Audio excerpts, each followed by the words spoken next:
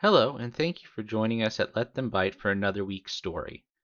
Today we're hoping to bring a bit of levity by reading Hans Christian Andersen's The Emperor's New Clothes. It was published in 1837 and is well known throughout the world. Please like, comment, and subscribe.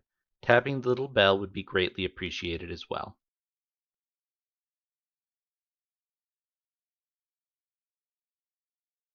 Many years ago, there was an emperor who was so excessively fond of new clothes that he spent all his money in dress. He did not trouble himself in the least about his soldiers, nor did he care to go either to the theatre or the chase, except for the opportunities then afforded him for displaying his new clothes. He had a different suit for each hour of the day, and as of any other king or emperor, one is accustomed to say, he is sitting in council. It was always said of him, the emperor is sitting in his wardrobe. Time passed merrily in the large town which was his capital. Strangers arrived every day at the court. One day, two rogues, calling themselves weavers, made their appearance. They gave out that they knew how to weave stuffs of the most beautiful colors and elaborate patterns, the clothes manufactured from which should have the wonderful property of remaining invisible to everyone who was unfit for the office he held, or who was extraordinarily simple in character. "These must indeed be splendid clothes," thought the emperor. "Had I such a suit, I might at once find out what men in my realm are unfit for their office, and also be able to distinguish the wise from the foolish. This stuff must be woven for me immediately." And he caused large sums of money to be given to both the weavers in order that they might begin their work directly. So the two pretended weavers set up two looms and affected to work very busily, though in reality they did nothing at all. They asked for the most delicate silk and the purest gold thread, put both into their own knapsacks, and then continued their pretended work at the empty looms until late at night.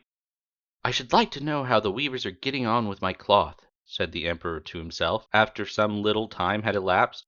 He was, however, rather embarrassed when he remembered that a simpleton, or one unfit for his office, would be unable to see the manufacture.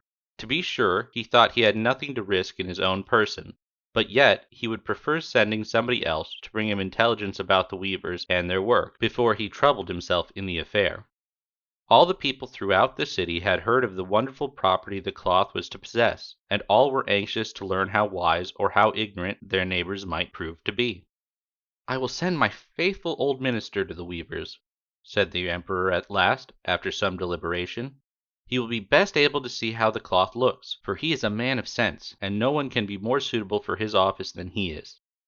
So the faithful old minister went into the hall, where the knaves were working with all their might at their empty looms. "What can be the meaning of this?" thought the old man, opening his eyes very wide. "I cannot discover the least bit of thread on the looms." However, he did not express his thoughts aloud. The impostors requested him very courteously to be so good as to come nearer their looms, and then asked him whether the design pleased him, and whether the colors were not very beautiful, at the same time pointing to the empty frames. The poor old minister looked and looked.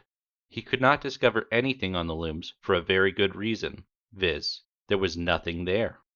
"What!" thought he again, "is it possible that I am a simpleton?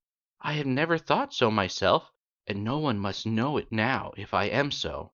Can it be that I am unfit for my office? No, that must not be said either. I will never confess that I could not see the stuff." "Well, sir minister," said one of the knaves, still pretending to work, "you do not say whether the stuff pleases you." "Oh, it's excellent," replied the old minister, looking at the loom through his spectacles. "This pattern and the colors, yes, I will tell the emperor without delay how very beautiful I think them." "We shall be much obliged to you," said the impostors, and then they named the different colors and described the pattern of the pretended stuff. The old minister listened attentively to their words, in order that he might repeat them to the emperor, and then the knaves asked for more silk and gold, saying that it was necessary to complete what they had begun. However, they put all that was given them into their knapsacks, and continued to work with as much apparent diligence as before at their empty looms. The emperor now sent another officer of his court to see how the men were getting on, and to ascertain whether the cloth would soon be ready. It was just the same with this gentleman as with the minister. He surveyed the looms on all sides, but could see nothing at all but empty frames. "Does not the stuff appear as beautiful to you as it did to my lord minister?"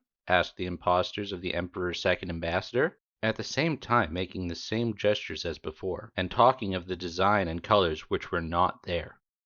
"I certainly am not stupid," thought the messenger. "It must be that I am not fit for my good, profitable office. That is very odd, however, no one shall know anything about it." And accordingly he praised the stuff he could not see, and declared that he was delighted with both colors and patterns.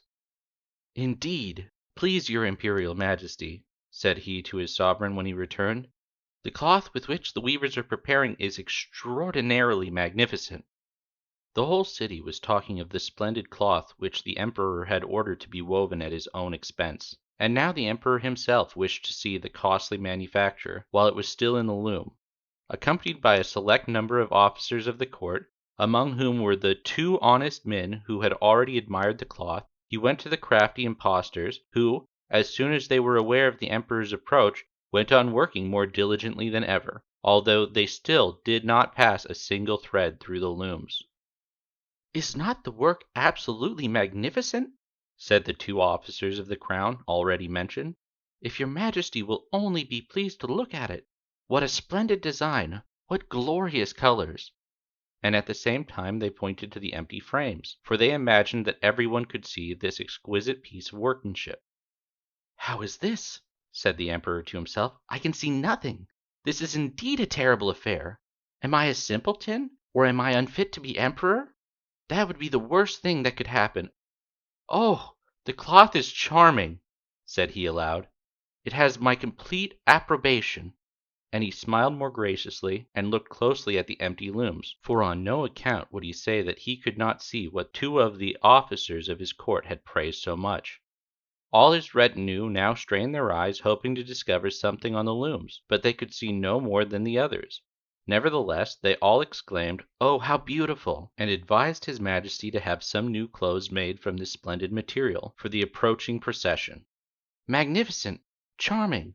Excellent!" resounded on all sides, and everyone was uncommonly gay. The Emperor shared in the general satisfaction, and presented the impostors with the riband of an order of knighthood, to be worn in their buttonholes, and the title of Gentlemen Weavers. The rogues sat up the whole of the night before the day on which the procession was to take place, and had 16 lights burning, so that everyone might see how anxious they were to finish the Emperor's new suit. They pretended to roll the cloth off the looms, cut the air with their scissors, and sewed with needles without any thread in them. "See!" cried they at last, "the Emperor's new clothes are ready." And now the Emperor, with all the grandees of his court, came to the weavers, and the rogues raised their arms, as if in the act of holding something up, saying, "Here are your Majesty's trousers. Here is the scarf. Here is the mantle. The whole suit is as light as a cobweb.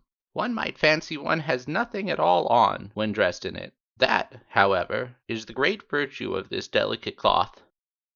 "Yes, indeed," said all the courtiers, although not one of them could see anything of this exquisite manufacture.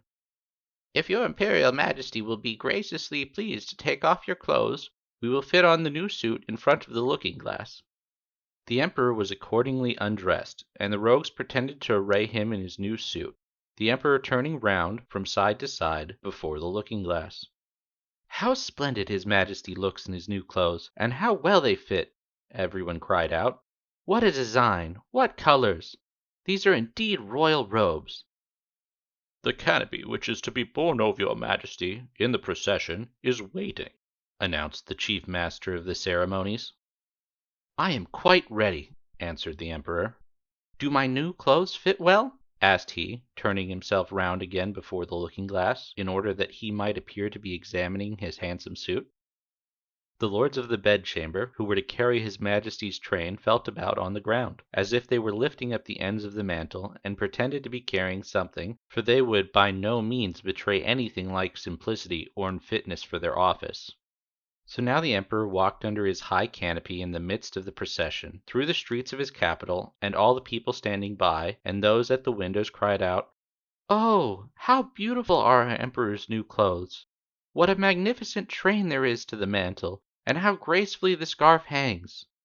In short, no one would allow that he could not see these much admired clothes, because in doing so he would have declared himself either a simpleton or unfit for his office. Certainly none of the emperor's various suits had ever made so great an impression as these invisible ones. "But the emperor has nothing at all on," said a little child. "Listen to the voice of innocence!" exclaimed his father, and what the child had said was whispered from one to another. "But he has nothing at all on!" at last cried out all the people. The emperor was vexed, for he knew that the people were right, but he thought that the procession must go on now, and the lords of the bedchamber took greater pain than ever to appear holding up a train, although in reality there was no train to hold. Thank you again for listening to Let Them Bite read Hans Christian Andersen's The Emperor's New Clothes. Join us again next week for another great story. If you would like to hear us read a particular piece of writing, please comment down below with your suggestion. Have a great week.